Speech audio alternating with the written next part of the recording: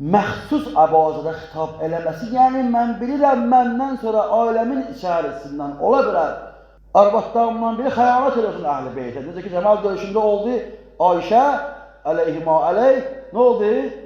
Zamanənin imamının əleyhinə çıxdı. Bir də dəvə düzəltdilər, indi qədər bizdə adətdir. Dəvə tükünü getirdi, yanında bastı. Görün ki, güya bu, neysə, dəvə tükü sən neyəcək? O, odan qalıbdı da dəvə tükü. Dəvə tükünü tehlirlər, tükürlər parçayı, qoyurlar yanına ki, güya bu, məni xilas edəcək. Yox, o Ayşə, o vaxtın dövründən, Ayşənin zamanəsindən qaldı ki, həmin dəvəyə Ayşəni mindirdilər, dəvə yol qədər cəmaat gəlir, dəvəli yoldular ki, təbərrük yaparıq. Həmin təbərrükin əsəri gəldikcə qalıb. 70 il Rus bizim üstümüzə işləyib. Lazım olmayan şeyləri salıb içərimizə. Nal qapıya vurulur. Nalı küfədə vururlar cəmaat.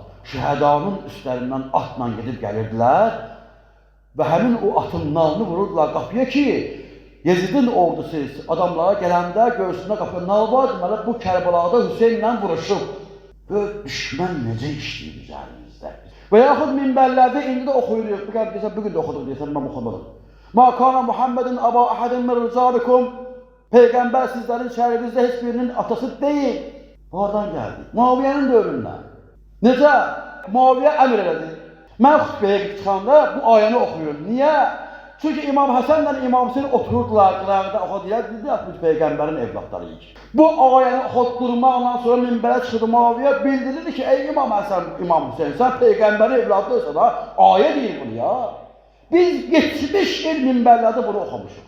Görün nə qəşəng, incə zərif işləyiblər içərimizdə.